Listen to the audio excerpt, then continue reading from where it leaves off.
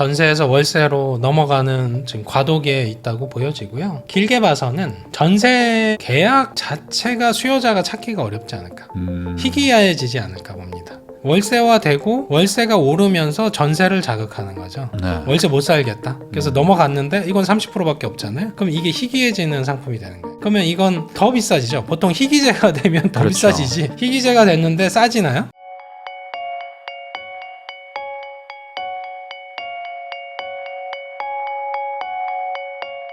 부동산 알 114의 윤지혜 랩장님하고 이야기 나누고 있는데요. 그러면은 지금 얘기를 들어보면 뭐 서울은 또 올라가고 뭐 경기도 쪽도 이제 뭐 풍선 효과나 아니면 뭐 키 맞추기가 생기면 결국에 이제 집을 산 분들은 모르겠지만 집을 못 사거나 아니면 지금 뭐 전월세를 살 수밖에 없는 분들 입장에서는 지금 어떻게 해야 되냐라는 걱정들을 하실 텐데 뭐 많은 전문가분들의 좀 공통적인 얘기가 지금 당분간 전월세 상승은 좀 불가피하다 이런 얘기들이 좀 있는데 뭐 이거는 뭐 변화가 없을까요? 변화가 뭐 전세에서 월세로 넘어가는 지금 과도기에 있다고 보여지고요. 그 과정에서 이제 주거비 상승 이슈는 감내해야 되는 이슈로 보입니다. 네.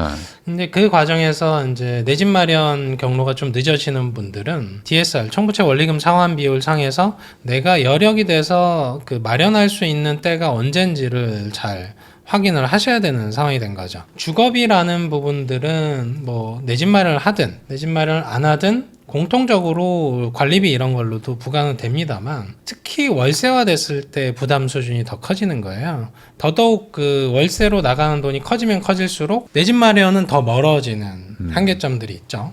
그런 걸 고려했을 때 지금의 그 우리가 그 청년 세대 지방 쪽에서 서울 쪽으로 서울 수도권으로 넘어오시는 분들은 항상 주거비에 대한 그 부담감이 큰 것 같아요.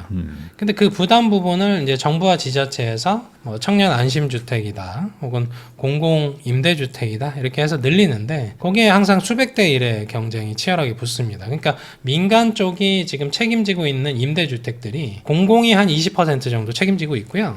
80%를 민간에서 책임지고 있다 보니까 결과적으로 주거비의 상승 올라가는 속도를 제어하는 게 지금 정부에서 정책적으로 할 일이지 이걸 떨어뜨리려고 하는 수단들을 하기는 좀 어렵다라는 겁니다. 그래서 임대차 3법도 결과적으로 우리가 전월세 상한제에서 5% 이내에서 올려라지 5%를 떨어뜨려라는 아니었잖아요. 그런 것처럼 상호 간에 이제 협상의 여지는 있습니다만 그 5%씩 2년마다 한 5%씩 올라가는 이 경로는 인플레이션 이슈 때문에 계속 반영될 걸로 보입니다. 거기에 이제 공급 사이드 쪽에서 문제가 생기는 부분들 때문에도 전월세 시장 쪽은 좀 취약하고 좀 수요 기반이 약화되면 괜찮은데 가구 분화 때문에 수요 기반이 서울 수도권에서 강화되고 있다라는 부분들. 그럼 임대인 입장에서는 그러면 소모 비용이 그럼 예전보다 줄었냐? 또 그렇진 않아요. 관리 비용들. 왜냐면 자재값 이런 것들도 그렇죠. 뭔가 해서 교체해 주세요 할 때의 비용이 예전보다 2배, 3배 늘어나 있는 경우가 있거든요. 그게 다 월세 가격에 반영이 됩니다. 그러면은 이게 뭐 아주 이상적인 얘기겠지만 결혼들도 많이 하시고 근데 그 결혼한 커플들이 서울에 이제 정착 안 하고 막 지방으로 막 내려가고 그러면은 이제 수요가 이제 잡히면서 뭐 가격도 좀 안정화가 되겠지만 뭐 그게 아닐 확률이 사실 훨씬 많고 반대로 또 몰려오는 뭐 이런 분위기도 있다 보니까 공급을 해도 지금 계속 이렇게 가격이 좀 상승할 수밖에 없는 분위기다. 그 과거의 땅값 한 40년 전이죠. 1975년. 그때 그 한 해 동안 서울 땅값이 130% 올랐습니다. 심각하죠. 그때의 이슈는 뭐냐면 교과서에서 많이 배웠던 이촌향도. 서울로 그렇죠. 일자리 찾아서 지금 똑같잖아요. 그런데 가격이 잡히기가 어렵다는 거죠. 물론 그때는 주택 수도 총량도 훨씬 부족했고 강남 개발할 때입니다. 우리가 압구정 현대를 보면 78년쯤 입주했거든요.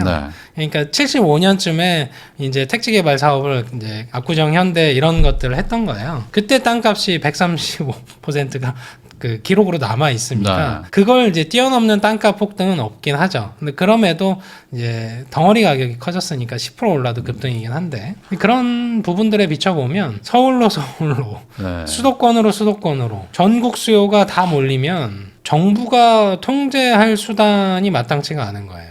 그러면 서울로 오는 걸 이걸 이제 덜 들어오게 해야 되잖아요. 그러면 이제 두 가지가 있죠. 지방 쪽에 혜택을 엄청나게 많이 줘서 그쪽에서 주거 문제를 좀 해결하려고 하는 것들을 주는 방법이 하나 있고, 우리가 이제 뭐 그런 거 많이 하잖아요. 10,000원, 월세 10,000원, 네. 뭐 이런 거. 그런 것도 하나의 대안이 되긴 하는데, 결국은 출퇴근을 서울 수도권으로 와야 되면 사실 한계가 있잖아요. 그러다 보니까 그렇다고 그 무조건 신도시를 서울 수도권에 택지 개발하고 그린벨트 해제가 능사는 아니라는 거죠. 그러면 저는 이렇게 봅니다. 그래서 그 서울에 그리고 수도권에 인구의 절반 정도가 있잖아요. 네. 그분들의 고향은 굉장히 다양하다고 봅니다. 다 서울 출신이고 다 수도권 출신이 그렇진 않죠. 아니거든요. 그럼 분명히 고향은 지방에 터를 잡으셨던 분들이 꽤 있어요. 근데 그런 분들의 그 지방 쪽에서의 주택 마련할 때는 굉장히 많은 혜택을 좀 부여하면, 설사 서울 쪽에 집이 있어도 그쪽에 가서 하나를 더 살 유인이 분명히 있지 않을까 판단을 하고요. 지금 그 외국인들이 서울 쪽에서 집을 사는 분들도 과연 자국에서는 집이 없을까요? 있겠죠. 있겠죠. 네네. 다만 서울 쪽에 와서 사는 이유는 자기 그 직업과 관련된 뭐 외교관일 수도 네. 있고, 혹은 이쪽에 건너와서 근무하시는 분일 수도 있잖아요. 그런 분들이 하나를 더 사는 경우일 수 있다는 거예요. 그러니까 우리가 주택에 대한 걸 자기 고향 지역 혹은 자기가 나중에 노후에 갈 지역이라고 하면 사실 미리 사놓을 수도 네. 있는 거잖아요. 그런 수요를 지방 쪽에 끌어가게 못하면 이 지금의 지금 그 쏠려 있는 부분들, 이른바 과거의 이촌향도 같은 이런 문제는 뭐 전혀 해갈 기미가 보이지 않습니다. 사실 지금 꽤 서울에 있는 분들 중에 바닷가에 집 사고 싶다 이런 분들 좀 있거든요. 바다 뭐 이런 것들 좋아하시는 저도 분들. 좋아해요. 네. 네. 근데 이제 지금은 이제 세법이나 이런 것들 때문에 다 막혀 있으니 예. 그런 것들이 결국에 이제 똘똘한 한 채로 갈 수밖에 없고, 바다가 없다면 한강이라도 보여야지 뭐 이런 뭐 거 아니겠습니까? 그런 지금? 면에서 보면 강원도나 제주 네. 일대의 수요는 네. 결국은 서울 수도권 수요가 넘어가는 방법 외에 마땅한 자체 수요에서 그걸 해결하기가 쉽지 않죠. 물론 과잉 공급의 문제도 있긴 합니다만, 과잉 공급을 해소하는 건 결국은 수요가 들어가서 그걸, 왜냐면 이미 하드웨어는 지어놨는데 누군가가 그 부분들에 대한 걸 해소 역량을 확보하려면 서울 수도권의 인구의 절반이 있으니 네. 그 수요가 그쪽에 가게 해야죠. 가게 하는 방법 외에 마땅한 방법이 보이지 않거든요. 그래서 뭐 각각의 이제 후보자분들의 공약 사항에서도 균형 발전 이슈 중에 학교, 그러니까 뭐 서울대를 10개를 만들겠다, 뭐 이런 이슈도 있어요. 그리고 뭐 3급, 3특 이래가지고 뭐 균형 발전 뭐 이런 것들. 사실 세종시 이전도 사실 균형 발전의 이슈긴 합니다. 그래서 학교, 그리고 공공기관, 그리고 기업체, 여기에 대한 거 외에 대출, 세금 쪽에서 지방 쪽을 특히 우대하는 정책이 없으면 균형 발전은 좀 유연하지 않을까. 아무래도 있습니다. 지방으로 간다는 것 자체가 큰 마음 먹어도 쉽지 않은데 혜택도 별로 차이가 안 난다면 굳이 갈 필요가 없으니까. 그러면은 지금 전월세 얘기를 하고 있었으니까, 그럼 이 전월세가 지금도 좀 계속 올라가고 있는데 지금 공급, 특히 이제 신축이 내년 내후년 그리고 이제 3년 뒤 계속 좀 부족한 상황이잖아요. 그러면은 계속 지금 전세 상승률이 더 가팔라지게 올라간다 이렇게 봐야 되는 걸까요? 금리도 내려가는데. 예, 가팔라지는 정도까지는 모르겠으나 지금 수준보다는 확실히 계속 높아질 것 같다. 그게 이제 처음 서두에 설명드린 것처럼 월세화되면서 체감상 주거비가 올라가는 이슈도 있고, 전세가 월세화되면 될수록 그러면 월세를 선호하냐, 좋아서 선호한다라고 보진 않습니다. 대체제가 없어서 선호한다는 거죠. 주거는 해결을 해야 되니까. 네. 그러면 전세를 내가 거주할 수 있다라고 하면 당연히 전세를 선택을 하겠죠. 근데 이게 정부의 이제 전세 쪽에서 소득을 보겠다는 그런 이슈와 마찬가지로 임대인들은 또 임대인대로 수익률을 확보하려면 월세로 돌려야 되는 이슈가 있는 거예요. 네. 가뜩이나 이제 전월세 신고제도 곧 하잖아요. 그러면 임대인들, 그 음성화돼 있던 임대인들이 이제 양성화가 됩니다. 그래서 소득, 너 이렇게 월세 그 하고 있었네. 세금 내 이렇게 되는 거예요.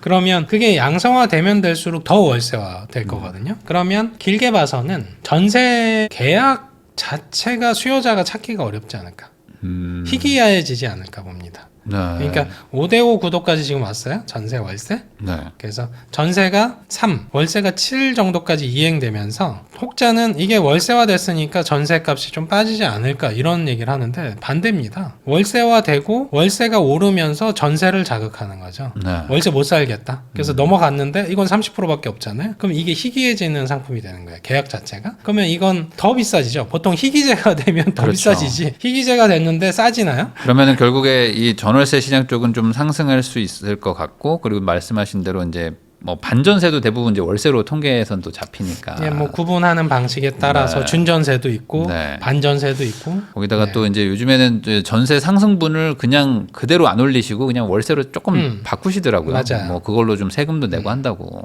네, 그렇죠. 대출 받느니 그냥 이거 너한테 줄게. 뭐 이런 분들도 꽤 계세요. 네. 그러니까 그런 것들이 아무래도 좀 대세적으로 될 수밖에 네. 없다. 그러면 이게 전월세 시장 좀 안정화라고 해야 될까요? 좀 어느 정도 좀 가격이 좀, 이렇게 좀 잡혔다라고 말하려면 그 가장 큰 변화는 대규모 공급일까요? 그러면 3기 신도시가 좀 입주가 돼야 될까요? 그쵸. 공급에서 해결하는 게 가장 좋고 공공 쪽에서 민간 쪽 월세 상승분을 좀 제어하기 위해서 공공 임대주택을 확충한다라는 지금의 각 후보들의 혹은 네. 이 대선 공약들 이런 부분들은 맞아요. 유효한 정책입니다. 그러면서 이제 서민들한테는 주거급여라 그래서 주거 보조금을 좀 지급하는 정책 그리고 청년 신혼부부에게 뭐 세제적인 혜택을 부는 네. 부분 혹은 그 월세와 관련된 소득공제를 부과하는 부분들 이런 것들이 이제 정부가 하는 정책이고 그건 그거대로 강화를 해야 되고요. 그 외에는 이제 결과적으로는 그 중요한 지역, 그러니까 서울처럼 출퇴근이 많은 지역에 이 부분, 주택이라는 임대주택들을 공급을 해야 되는데 이게 이제 수백 대 1이라는 거죠. 네. 그래서 이제 경기권에서도 분명히 노력을 합니다. 외곽지 쪽, 평택, 안성, 뭐 오산, 뭐 이런 외곽지 쪽에 천안에도 마찬가지고 이렇게 짓습니다. 근데 여긴 또 수요가 안 들어오는 거예요. 되게 특이한 게 또 아파트를 너무 선호하다 보니까 네. 비아파트 또 그 주거 상품의 또 월세는 또 선호를 하지 않는 거예요. 그런 과정들에서 그러면 사실 그러면서 10,000원짜리 뭐 이런 거는 또 되게 치열하고 뭐 이러니까 딱히 마땅한 대안은 그런 민간 쪽의 임대사업자들을 양성화하는 방법이 가장 확실한 방법이죠. 그러니까 민간 쪽에 세제적 임대사업자에게 한 채를 임대하는 분들에게 세제적 혜택을 확실하게 주고 네. 전월세 가격에 대한 통제 수준을 높이면 되는 거죠. 과거에 이제 뭐 5% 이내에서만 올려라 이런 것들을 해주면 되고 그 다주택자에 대한 부분들에 대한 인식 자체를 좀 개선을 해야 되는 이슈가 있는 거죠. 결국은 그분들이 임대주택 공급의 주체니까 그럼 과거처럼 아파트도 민간 임대 사업자를 다시 좀 예, 열어줘야 된다. 민간 임대 사업자 혹은 기업형 임대 사업자를 활성화하는 정책들을 추진할 것 같아요. 차기 정부도 그런 지금 트렌드에 와 있기도 하고 그걸 막기도 어렵고 그걸 또 네. 음성화하면 또 부작용이 커지고 그런 부분이 있으니까 대부분 그 전세 사기 이슈 중에 하나도 세금 폭탄 맞아서 망가진 그 임대인들도 꽤 있거든요. 네. 그런 부분들이 사실은 임대차 그 2법, 3법과 맞물려 있고 다주택자에 대한 세금 중과 이슈랑 또 맞물려 있고 그리고 다주택자에 대한 대출 규제랑 또 맞물린 거예요.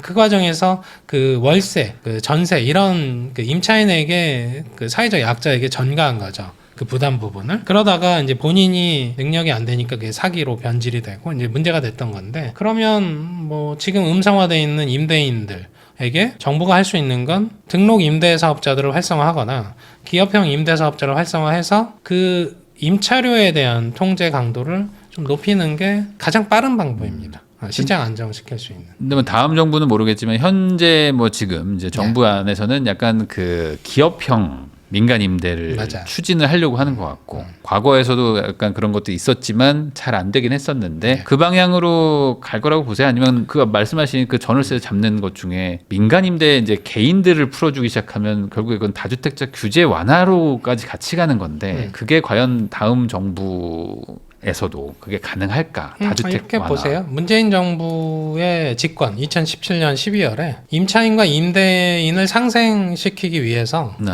민간 임대 활성화 관련된 대책을 내놨습니다. 했었죠. 그걸 통해서 문재인 정부도 사실 초기 노선은 그거였고 그랬죠. 그렇게 하다가 임대차 입법을 기점으로 네. 얼굴색이 바뀌었죠. 근데 집값이 너무 올라가는데 양도세를 깎아준다 하면서 이제 임대사업자들이 막 이제 근데 공격을 이제 당했죠. 그 밸런스에서 문제였던 거는 네. 문재인 정부는 재개발 재건축을 틀어 막았습니다. 그러면서 공급 이슈에서 이제 문제가 스텝이 꼬였던 거예요. 네. 꼬인 상황에서 민간 임대사업자를 활성화하다 보니까 기존 주택이 묶인 거예요. 잠겼다라는 표현들이 그때 나왔죠. 그러면서 기존 주택도 잠겼지, 재개발 재건축은 잘 안 될 거지. 여기서 시작된 게 똘똘한 집 한 채가 네. 아직까지 오고 있잖아요. 맞아요. 지금 7, 8년 정도 지났는데 그런 관점에서 보면 차기 정부가 어떤 정부든 임대사업자를 양성화 안 하고 전월세 시장, 아까 설명드린 것처럼 8알은 민간 임대가 책임지고 있는데 네. 공공임대만으로 이 시장을 잡을 수 있다라고 인식하면 임대차 입법에서도 이미 실패했잖아요, 한번. 네. 근데 됐다고 가정하면 학습이 안 되는 거라고밖에 볼 수가 없습니다. 우리가 공부를 하면 네. 그 다음 스텝은 좀 달라야 되잖아요. 그러니까요. 그러니까 임대인과 임차인을 대결 구도로 끌고 가면 안 되고요. 네. 서로 상생하는 관계로 만들어주는 정책을 정부가 해야 되는 역할인 거죠. 네. 중간자로서. 이쪽으로 가기를 저도 바라고, 사실 이거 말고 당장 현실적인 어떤 전월세 좀 안정화 대책이 있을까 싶기도 한데, 그리고 또 지방 살리기를 하려면 결국에 또 다주택자 규제 완화도 좀 필요할 것 같은데, 이게 또 국민적 합의가 될지 이 부분에 대해서는 또 좀 지켜봐야 될 것 같습니다. 지금까지 부동산 R114 윤지혜 랩장님 모시고 대선 이후에 부동산 시장에 일어날 변화들, 그리고 이제 앞으로 어떻게 또 전월세 시장까지 움직일지 이야기 나눠봤습니다. 사실 아직은 변수가 많고요. 그리고 이제 그 차차 좀 지켜보면서 이제 다음 차기 정부의 또 정책 같은 것들도 좀 봐야 될 것 같고, 특히 이제 아마 인수위가 없기 때문에 바로 그냥 이제 정권 시작이잖아요. 그래서 아마 모르긴 몰라도 뭔가 부동산 관련된 대책들도 좀 나올 것 같다는 생각도 좀 듭니다. 귀한 시간 내주셔서 시청해주신 거 다시 한번 감사하다는 말씀 전하면서 저도 윤지혜 랩장님하고 인사 나누도록 하겠습니다. 오늘 나와주셔서 감사드립니다. 네, 감사합니다.